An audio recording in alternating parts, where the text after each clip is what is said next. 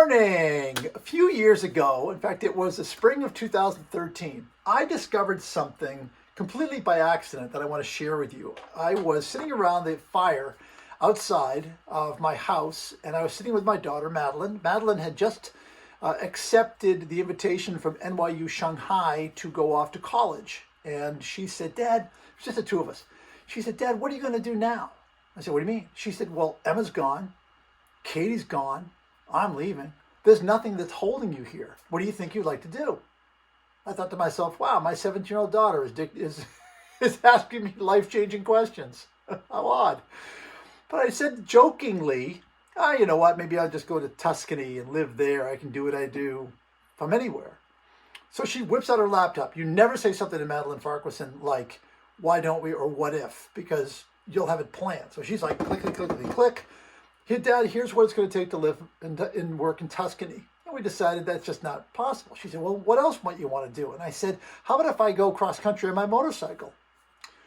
What happened was, over the next few weeks, I would tell that story again and again and again. And I'd say, I'm going cross-country. That's what I told her. Then people started saying to me, when do you leave? I'd say, for what? They'd say, when are you going cross-country on the motorcycle? I thought, uh-oh. I had told so many people I couldn't not go. So on August 7th, 2013, I got on the bike, and I'm going to show some pictures along with this. I got on the bike, and I rode 5,600 miles meandering across the United States, ending up in San Francisco on September 15th.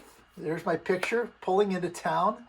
And I pulled the bike, I jumped the curb in San Francisco, I rode right into Larry Murphy's print shop, Murphy Printing in San Francisco. He shipped the bike back for me. We went out to the airport, had a beer and a burger at the bar, and then I got on a red-eye flight when I came home.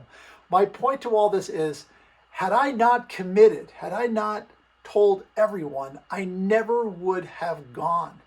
If you have something you are passionate about, if you have a commitment you want to make, do not keep it to yourself. Don't just tell one person, tell 100. And then say to them, check in with me.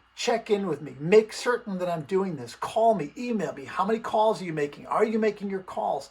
Not, did you make any sales calls? Not did you make any sales today? I hate that question.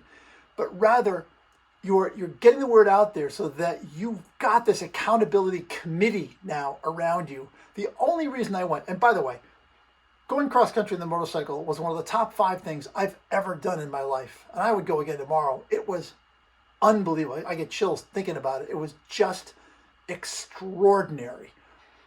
And I'm so glad that I did. But I never would have gone if I hadn't told everybody with my big mouth that I was going to go. Use your big mouth to make big commitments. Tell everybody. You have a much better chance of getting there and making it.